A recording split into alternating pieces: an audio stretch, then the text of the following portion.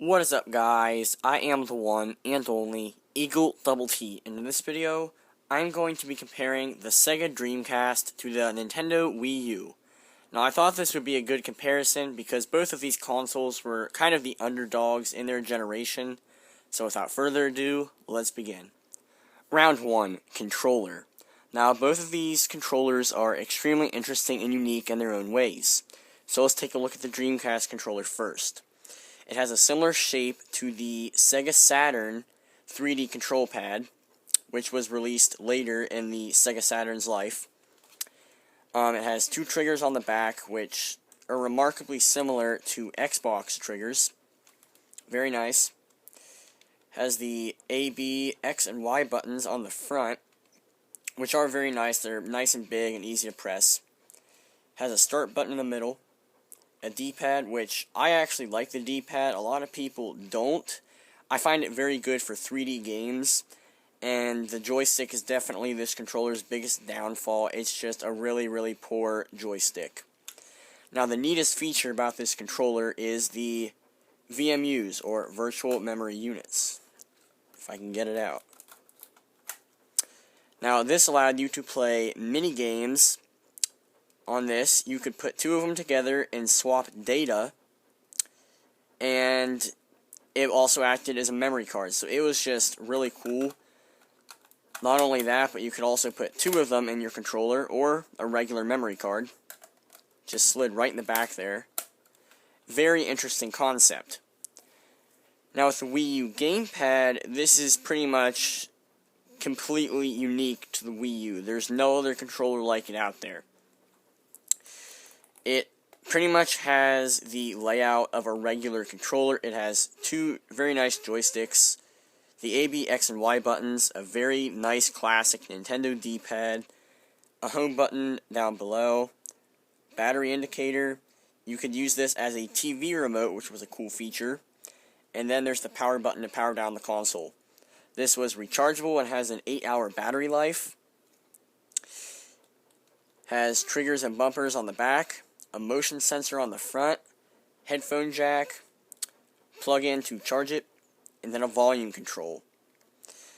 This was not regarded as the best controller ever, but it was certainly unique, and it allowed you to just play your whole Wii U on the gamepad instead of using the TV, which is really cool. It also had the Wii U Pro controller, which was pretty much a normal controller for the Wii U. I really like it. It is a very nice controller. Everything about it's great. Not only that, but it could also use Wii remotes, and for some games like Super Smash Bros. Wii U, it could use the GameCube controllers if you bought the adapter. So basically, both these controllers are very unique, but I'm going to give round 1 to the Wii U because it has such a controller variety, but the Dreamcast controller is still a very good controller nonetheless. So the Wii U gets the point for winning round 1. Round 2, features and innovations. Now, starting it off with the Dreamcast, it has some pretty nice innovative features. Mainly the built-in modem, which I don't have on this console because I got it used and it didn't come with it. But it had a built-in modem for online play, and this was the first console to get online play right. You could do a monthly subscription to Sega and play online with your friends, which was a really, really big thing back in the day. A few other things. It has 4 controller ports built into the front, unlike the PS2, which had 2 controller ports built into the front. Has an LED light to indicate when it's on. And it also has a top-loading disk drive, which I prefer over the slot-loading disk drive of the Wii U, so you don't have to have power to take a game out of the console.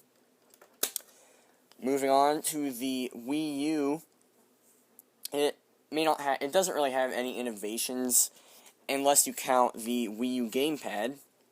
However, it does have some nice features. It has 4 USB ports and an SD card slot, 2 in the front, 2 in the back, which is nice considering the fact that the PlayStation 4 has 2 USB ports and the Xbox One has 3. It also has HDMI, And AV, your Wii's AV cables could work with this, so you could have it on an older TV if you needed to, or it could have nice, buttery smooth graphics on a newer TV, which was pretty nice. So, both of these consoles have some pretty nice features, but I'd say the Sega Dreamcast definitely has more innovations. The Dreamcast is going to take round 2 with its great features and innovations. Round 3, games. Both of these consoles have some of the most legendary game libraries ever. So let's start with the Dreamcast. It has a ton of sports games. So if you like sports games, then the Dreamcast definitely has more. Sonic Adventure, Crazy Taxi, Shamu, Jet Set Radio, Soul Calibur, Skies of Arcadia, Resident Evil Code Veronica, Seaman, Marvel vs. Capcom 2, Sega Bass Fishing. There's so many more.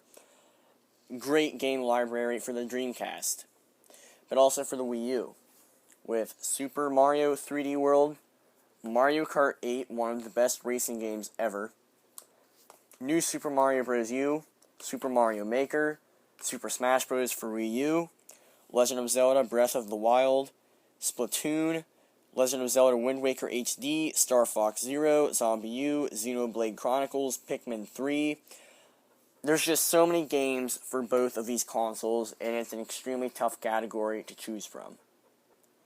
I'm going to call the third category a tie because both of the consoles just have so many legendary games. So with a score of 2-2, these consoles are equal to each other.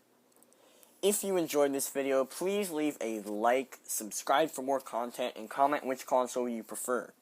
I am the one and only Eagle Double T signing off. Goodbye.